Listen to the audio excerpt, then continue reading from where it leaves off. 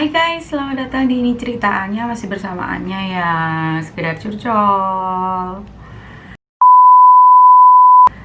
Oke, hari ini hari Minggu ya. Aku kebetulan lagi nggak ada kerjaan. Berisik ya. Nggak ada hal yang aku mau lakuin. Tapi nanti kayaknya aku pengen jalan ya. Aku mau ke Klaten sebentar ke sana. Ada perlu dikit, tapi bukan hal yang terlalu urgent. Nah, hari ini aku mau ngomongin masalah apa ya, geng-geng cewek gitu. Oke, kamu tahu dong pasti ya. Biasanya nih ada, kalau entah itu di sekolah atau di sebuah atau di perusahaan, kalau udah kerja atau apalah di lingkup pergaulan, pasti kalian pernah tahu yang namanya kayak apa ya, girls gang atau boys gang.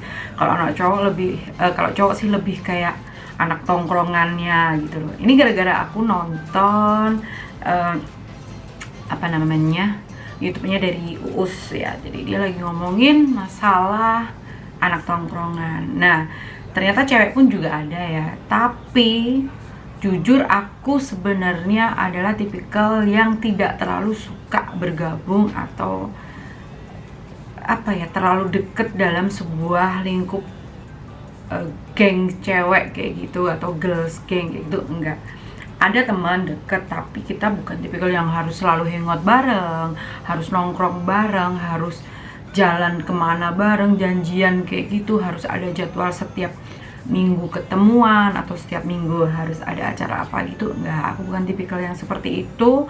Karena prinsip aku ya, biasanya cewek ada punya satu apa ya, kayak negatif side, dari sisi negatif pada saat mereka punya geng deket gitu yang nggak cuma satu dua atau mungkin ada lebih dari 3 orang, pasti nanti akan terjadi sedikit apa ya, kayak senggolan atau nggak semua ya, tapi mostly gitulah, pasti nanti akan ada 1-2 terjadi pergesekan. Jadi misal nih si A, si B, si C, dan si D berempat, tiba-tiba nih si A ada sedikit apa ya, kesalahpahaman atau ada sedikit yang tidak setuju mengenai sesuatu hal yang diungkapkan oleh si B.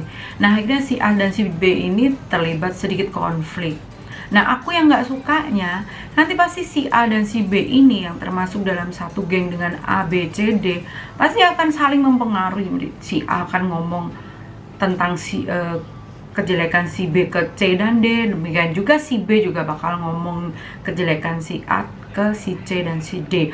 Akhirnya mereka ada apa namanya, kayak keberpihakan. Akhirnya ada sedikit gap-gap. Mungkin kalau menurut aku sih kayak kuat-kuatan dukun ya. Lebih kuat yang mana nih yang akan mendapat lebih banyak dukungan dari gengnya itu. Nah, setelah nanti hal terjadi, seperti biasa dong, ada aja nanti entah perang kata-kata, sindir-sindiran, larinya ke sosmed.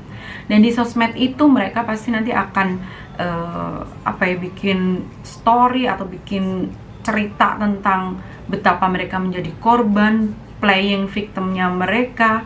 Jadi mereka nanti ngetaknya si C, si D yang intinya nyindir si B, demikian juga si B juga balik bikin story yang intinya nyindir si A, dan seperti itu. Akhirnya si A ini kepengennya si C dan si D ikut musuhin si B, si B juga pengennya si C dan si D ikut musuhin si A. Akhirnya terjadi pertemanan yang enggak sehat. Nah, hal kayak gitu yang bikin aku tuh apa ya, jadinya agak males ya kalau harus terlalu dekat dengan sebuah pertemanan yang toksik banget sih menurut aku. Jadi kalau aku pribadi, mending ya aku kenal banyak orang, aku tahu banyak orang, tapi aku batasi dengan tidak terlalu dekat dengan semua.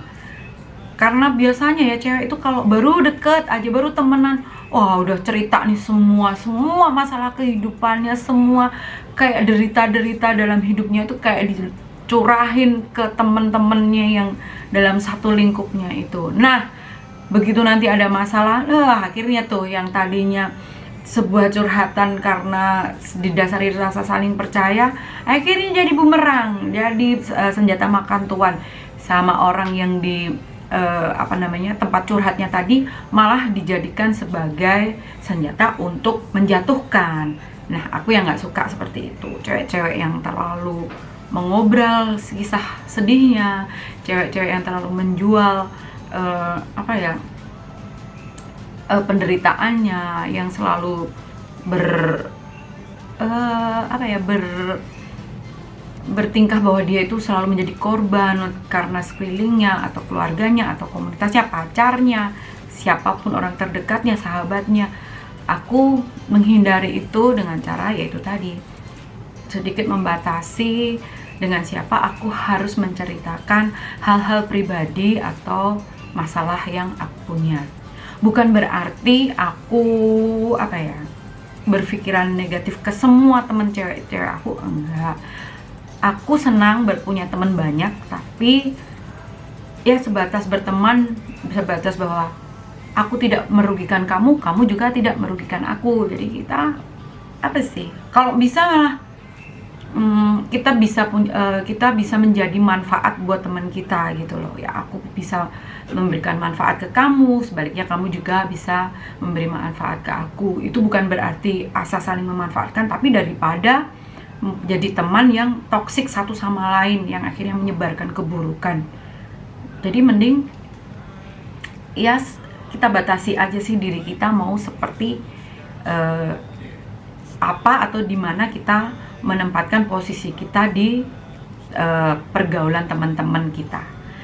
Jadi hanya kita sendiri ya yang tahu di mana bahwa kita harus bisa menempatkan atau sebatas apa kita harus menceritakan sesuatu hal ke orang-orang di sekeliling kita. Ada yang mungkin bisa kita jadikan tempat untuk meringankan beban kita bisa mengeluarkan semua unek-unek kita, karena kita tahu bahwa dia tidak akan menyebarkan hal itu atau tidak akan membuat itu sebagai senjata untuk menjatuhkan kita. Dan juga ada teman yang memang hanya sebatas permukaan aja lah, yang penting dia tahu, sama-sama tahu seperti apa kita dalam berteman. Oke, jadi seperti itu ya guys ya, sedikit saran dari aku bahwa mulailah bijak untuk memilih pertemanan kamu, lingkup dalam kamu bergaul, sosial media yang bisa kamu bagikan atau share untuk orang-orang itu seperti apa. Karena terkadang ada orang yang bermain sosial media itu memang dia mencitrakan dirinya menjadi sesuatu. Dia memang mungkin di sosial media ingin menjadi sosok yang selalu terlihat seksi atau menjadi sosok yang soleh, masih baik, cewek baik. Ada yang mencitrakan atau menciptakan bahwa dia itu adalah orang yang berprestasi, dia itu adalah orang yang selalu menebarkan kebaikan, suka bagi-bagi giveaway dan lain-lain. Nah, itu bisa di create atau diciptakan di sosial media. Tapi perlu kamu berpikir lagi, apakah memang itu yang kamu inginkan, atau emang itu yang ingin kamu bagikan ke semua orang yang akhirnya akan melihat apa yang kamu bagikan di sosial media. Dalam artian bebas ya, kita bebas memilih di sosial media itu kita akan menjadi diri kita sendiri atau kita akan menjadi sesuatu yang kita ciptakan yang ingin orang lihat. Itu adalah hak dan kebebasan kamu. Tapi pasti kalian juga harus tahu resikonya masing-masing. Kita kan hidup di bagaimanapun hidup di dunia yang memang semua orang itu kayaknya terlalu kepo banget dengan urusan orang lain ya. Kalau bisa melihat keburukan orang lain, kayaknya itu adalah sebuah anugerah buat orang-orang itu. Jadi kita memang harus berpikir panjang ya. Kalau memang kita ingin menciptakan atau membuat image bahwa di sosial media kita adalah orang yang sosok yang seksi, yang selalu pakai baju terbuka, ya kita juga harus siap menerima resiko apapun, bahwa mungkin kita dicaci, atau mungkin kita dibully, atau kita dikata-katain oleh netizen. Ya itu kita harus siap secara mental, secara spiritual, secara mungkin kita juga harus menerima bahwa lingkungan kita pun akan ikut mendapatkan dampak dari image yang kita ciptakan itu. Ataupun kalau memang kamu ingin menjadi diri sendiri kamu di sosial media, dengan kamu menjaga sikap, dengan kamu menjaga ucapan, menjaga setiap postingan, berarti itu memang sudah menjadi pilihan kamu. Dengan mungkin kamu ingin lebih menjalani hidup apa adanya, aman, tanpa harus mendapatkan bulian, cacian, atau ketidaksukaan dari orang lain. Karena menurut aku pribadi juga, mau kita berbuat baik seperti apapun, mau kita sudah berbuat benar atau berjalan lurus seperti apapun, kalau orang nggak suka, ya nggak akan suka dengan apapun yang kita lakukan.